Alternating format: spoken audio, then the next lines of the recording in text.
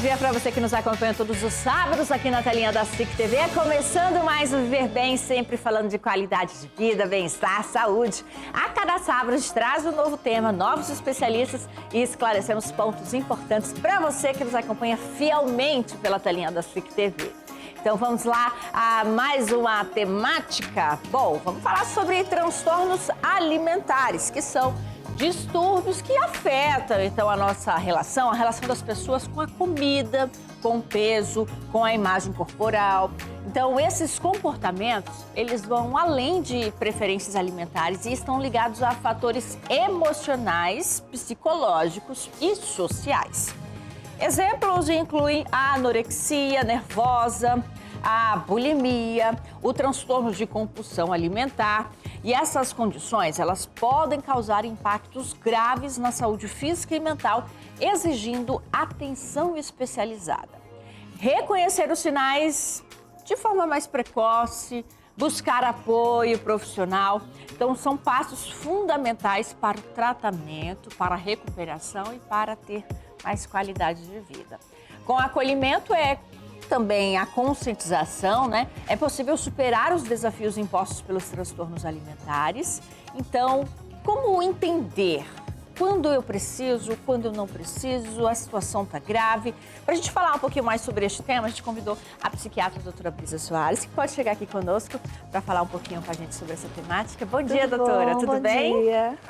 Vamos sentar então para a gente poder conversar e entender, né, o que antes parecia algo mais de celebridades, de modelos e tudo mais. Existem, né? Sim, existem os transtornos. E como que esses transtornos alimentares, eles podem ser associados aí à psiquiatria, às condições psiquiátricas? Então, a literatura, ela é bem clara que os transtornos alimentares são problemas de saúde mental, porque esses transtornos, eles vão impactar, né, na parte emocional, na parte comportamental e na parte física do ser humano. E são problemas que requerem tratamento especializado para que a pessoa realmente tenha uma vida e uma relação melhor consigo e com a comida. Quais são os fatores emocionais ou psicológicos, doutora, que são mais frequentemente associados, então, ao surgimento desses transtornos?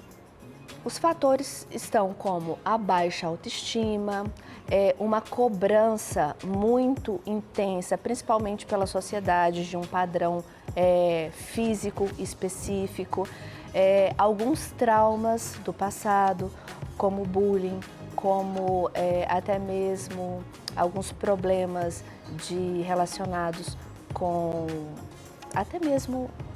Acho até que até os próprios relacionamentos atuais, Isso. relacionamentos tóxicos, Relacionamento tóxico e até mesmo alguns temas assim, mais de cunho até sexual, alguns traumas. E isso tudo reflete. Esses traumas, eles não resolvidos, eles podem sim precipitar alguns transtornos alimentares. Tudo que, na verdade, no nosso dia a dia, qualquer coisa ali, um evento mais forte no nosso dia a dia pode desencadear algo. Isso, mas é importante lembrar que para que se desencadeie, a pessoa tem que ter uma predisposição. Então, os transtornos mentais, eles são multifatoriais. Tem componentes genéticos, componentes biológicos e componentes comportamentais ambientais também. Então, isso tudo que vai definir se aquela pessoa ela vai ter ou não um transtorno alimentar. A predisposição genética, de qual grau de parentesco a gente pensa? Quanto mais mais próximo, irmã, mãe, primo, mais intenso. Por que eu estou falando feminino? Porque os transtornos alimentares, eles são mais comuns no sexo feminino. E, então, quanto mais próximo o grau de parentesco, mais força tem essa genética. A literatura já explica, doutora, a questão da predisposição biológica? Tem algumas modificações cerebrais na bioquímica do cérebro, no funcionamento, que também interferem. A gente não coloca uma causa única, igual é multifatorial. Ainda nós temos muitas coisas para descobrir, principalmente questão genética, mas a gente sabe que todas as coisas têm um peso. Dependendo da pessoa, alguns fatores com peso maior ou menor. Bom, então para que você entenda o nosso tema de hoje, a gente vai mostrar então os principais transtornos alimentares agora na tela do Viver Bem, para que você de casa reconheça, né, entenda, possa ofertar ajuda, possa também buscar ajuda. O primeiro deles é a anorexia, que é um transtorno caracterizado pelo medo excessivo de ganhar peso, levando à restrição alimentar e à perda significativa de peso. A pessoa ela se vê acima do peso, mesmo quando está abaixo do peso saudável. E aí a gente tem como sintomas o medo constante de engordar, a redução extrema da ingestão de alimentos, exercícios excessivos, alterações de humor e ansiedade. É isso, doutora? Com certeza, a anorexia ela está muito relacionada com o medo de engordar. E esse medo de engordar vai fazer com que essa pessoa ela restrinja a ingesta de alimentação. E não é só isso. Quando ela se olha, ela tem uma modificação do que ela vê. A gente fala que é um transtorno visual. Ela olha e ela não se vê como ela realmente é. E isso vai acarretar problemas de comportamento, né?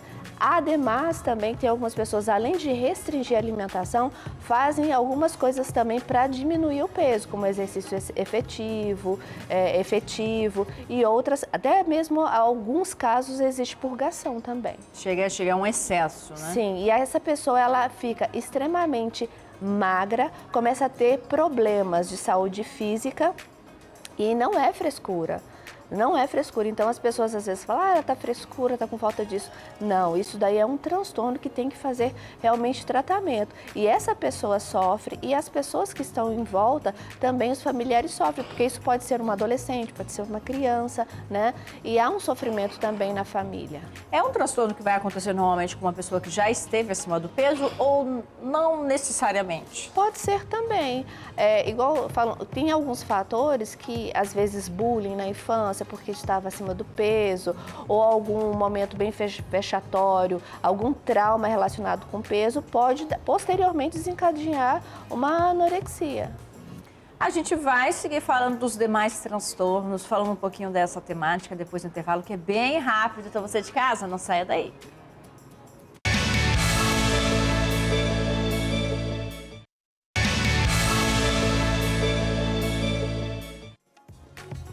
Transtornos alimentares, tema do nosso Viver Bem de hoje, recebendo até então a psiquiatra Brisa Soares, para que você de casa entenda um pouquinho mais sobre essas patologias, né? Como isso acontece, quais são os primeiros sinais e sintomas, por que buscar ajuda.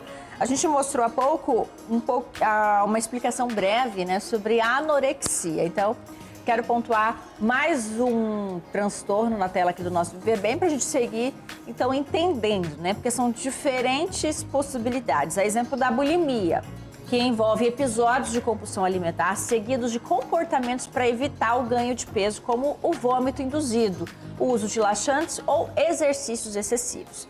Comer grandes quantidades de alimentos seguidos de purgação, desidratação e problemas gastrointestinais, cáries dentárias e sensibilidade nos dentes são alguns dos sintomas. Então, vamos ver se eu entendi de forma leiga. É bem parecido com a anorexia, só que neste caso a gente tem ali já um extremo maior da pessoa provocar o vômito, doutora. A anorexia, a pessoa não come, evita comer. Já na bulimia, tem alguns episódios que essa pessoa come compulsivamente, tem um período que ela come muito. Só que a diferença, depois que ela come, nesses períodos, ela vai fazer a purgação. O que é purgação? É eliminar de alguma forma esse alimento. Ou pode ser induzindo vômito, ou tomando laxantes. E existem também algumas atividades que essa pessoa ela pode fazer exercício físico, ela pode ficar períodos de jejum. Isso tudo é purgação. Então, a diferença entre a anorexia, a pessoa não come, evita comer de todo modo. Já na bulimia, tem períodos que ela come até excessivamente, só que ela tem um período pós-alimentar de purgação para eliminar. Um período de culpa. Ela sente culpa e aí ela faz algo para ela não engordar, que é induzir o vômito. Por isso que aí coloca as características, os sinais e sintomas, de tanto induzir o vômito, aquela acidez gástrica vai danificar o esmalte dentário, até mesmo o dedo, né? Fica com lesões no dedo. Essa pessoa ela começa a ter problemas gastrointestinais, porque aquele ácido que está no estômago não é para estar passando nessa parte do corpo. Então começa a ter lesões esofágicas e começa a ter vários outros problemas também. E aquela também, esse efeito sanfona, né? Que emagrece, engorda, porque come, purga. Então tem todo um desequilíbrio e começa a ter problemas de saúde também relacionado a isso.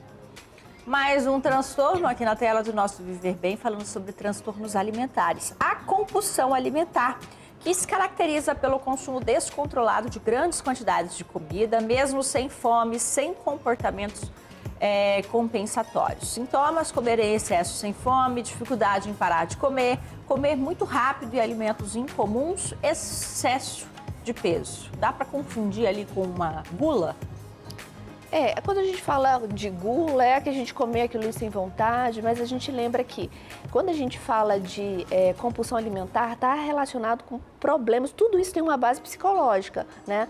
Tanto é que quando aquela pessoa ela come de uma forma desenfreada, curto período de tempo, grandes quantidades de comida, depois quando ela termina aquilo ali, ativa na área cerebral a área de recompensa, a mesma de droga, a mesma de jogo.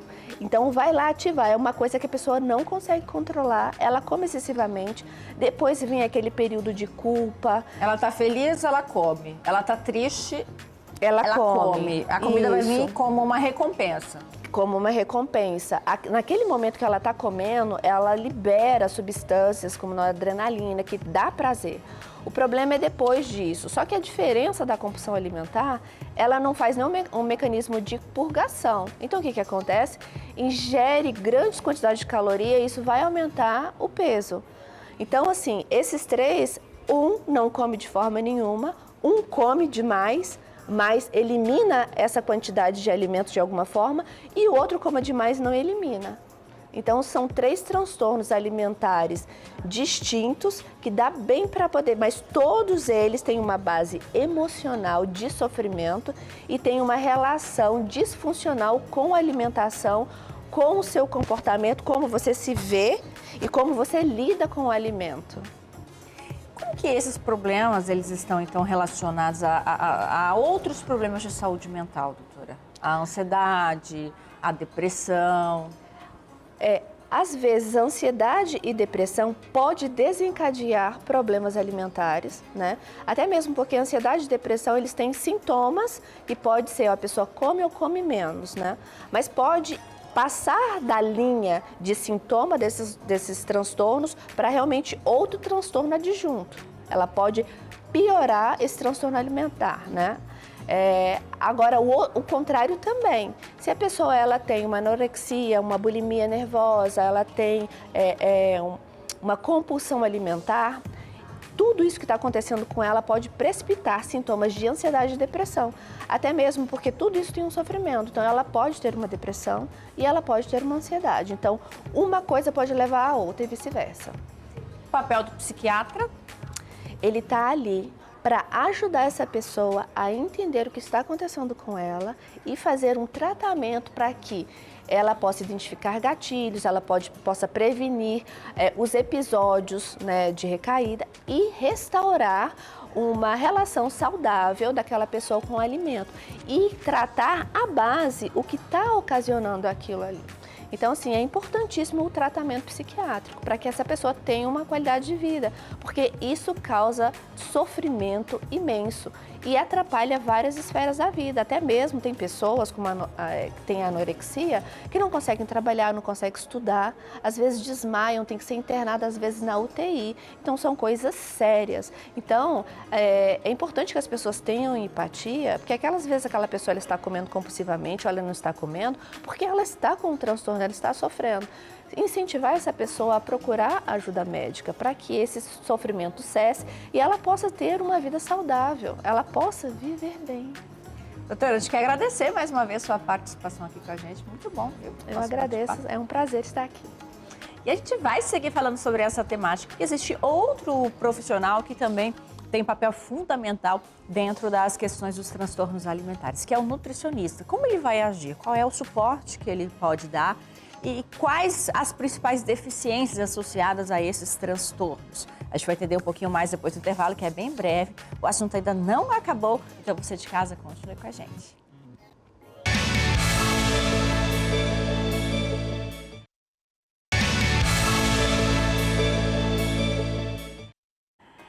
Já de volta com o nosso programa hoje, falando sobre transtornos alimentares, que são condições que impactam a relação das pessoas com a alimentação e a imagem corporal.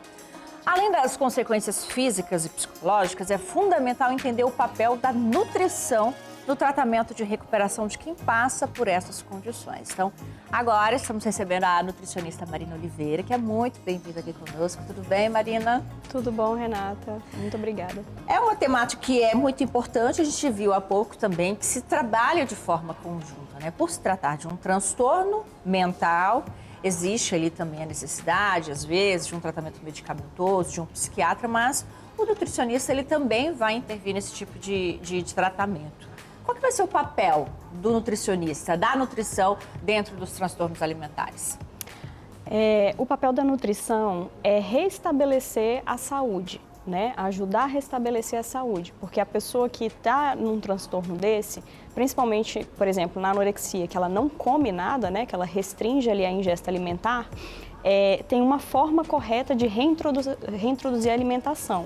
A gente não pode, dependendo do nível que a pessoa está da anorexia, reintroduzir de forma abrupta, né, ou uma grande quantidade de comida, porque pode causar ali um mal-estar na pessoa mesmo, pode causar um problema na saúde dela. Porque o corpo ele acaba se adaptando, né, àquela Sim. quantidade, àquela rotina. É uma pessoa que se priva bastante, que não quer comer de nada.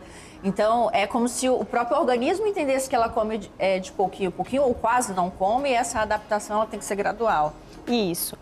Qualquer pessoa que está com problema de anorexia, você não pode reintroduzir uma grande quantidade porque o corpo está adaptado àquilo ali. Não só a trabalhar com aquela restrição, mas principalmente o tamanho do estômago. O estômago é um músculo, então ele vai reduzindo mesmo. E aí você coloca uma grande quantidade de comida, a pessoa pode provocar o vômito, assim, involuntariamente, né? Não é que ela vai fazer o vômito, mas você coloca muita comida num espaço que não cabe, então ela pode passar mal, pode dar uma descompensação ali metabólica, uma descompensação funcional mesmo, porque ela não estava acostumada mais àquela quantidade de alimento.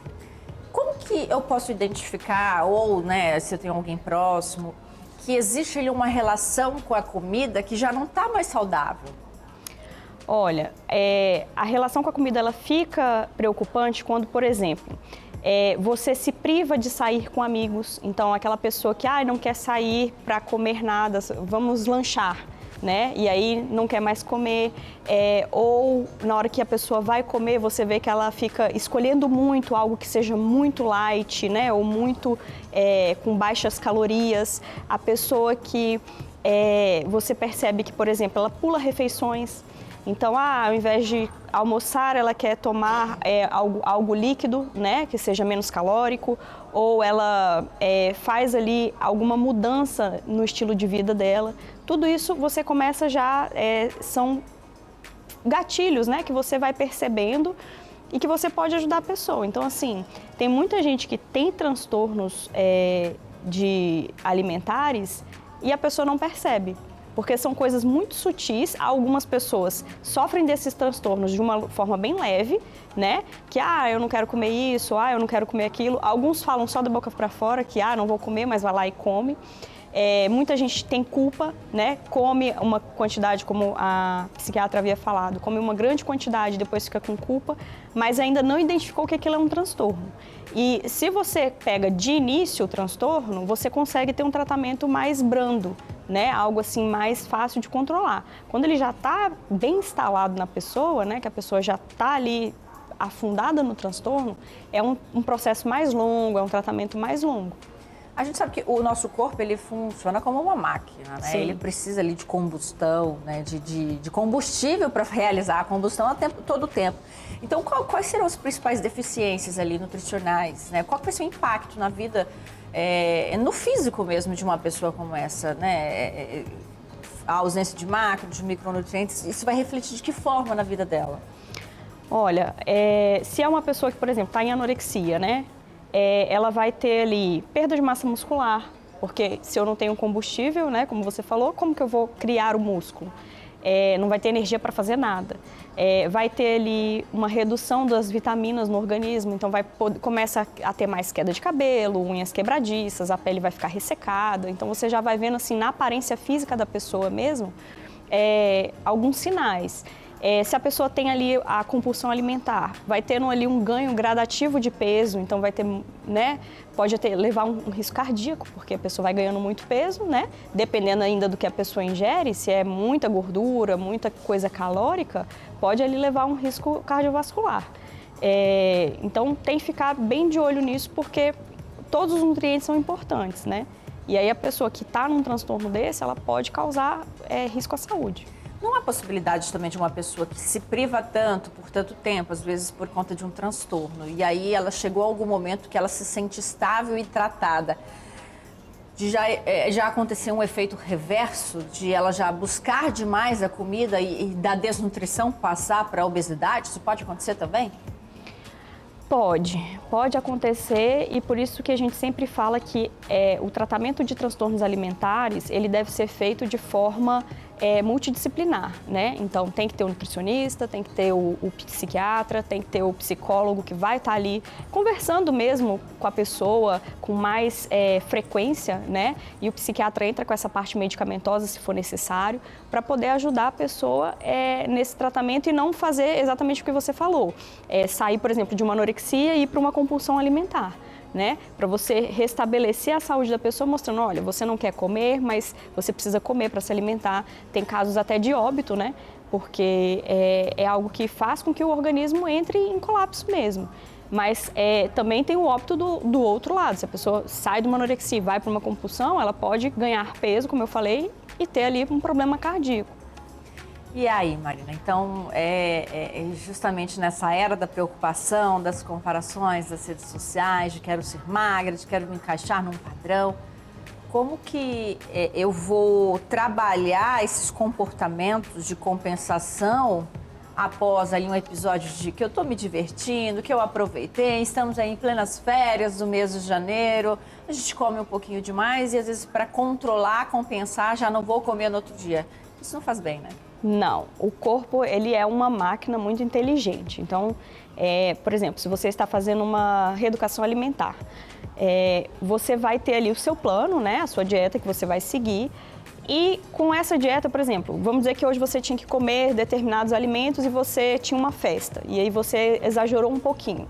No dia seguinte, você não precisa restringir, por exemplo, o café da manhã ou restringir alguma coisa. Volte à sua dieta normal. Que o corpo ele consegue se automatizar e se autorregular, entendeu? Então não precisa fazer essas loucuras que a gente fala, exagerei no jantar, não vou tomar o café da manhã ou não vou almoçar, porque o corpo ele consegue fazer essa regulação. E daqui a pouco essas loucuras elas acabam virando hábitos, se tornando um transtorno. Isso, e assim, lembrar que cada pessoa é única. E a gente tem que lembrar o biotipo que a gente tem. Você achar uma modelo bonita, uma atriz bonita, enfim, uma pessoa na rede social bonita, você não deve querer levar aquilo para a sua vida. Porque, por exemplo, eu tenho ali um corpo diferente de, sei lá, da Gisele Bündchen. Então, eu nunca vou chegar naquele corpo. A não ser que você entre, né, na questão de cirúrgica, né? Aí pode até ser, mas nunca vai ficar igual, porque cada pessoa é única. Bem, a gente quer agradecer a sua participação aqui com a gente, viu? Realmente, a gente percebe que hoje as diferentes especialidades, elas estão cada vez mais integradas. Então, por isso que numa situação como essa, a gente tem ali diferentes profissionais para trabalhar de forma conjunta, não é mesmo? Isso mesmo. Obrigada mais uma vez e obrigada a você de casa que está nos acompanhando aí pela telinha da SIC TV. Aproveite bem o seu final de semana. Já capta aí o nosso recado de hoje, ajude a espalhar informação de qualidade. A gente encerra por aqui, mas sabe que vem, a gente está de volta.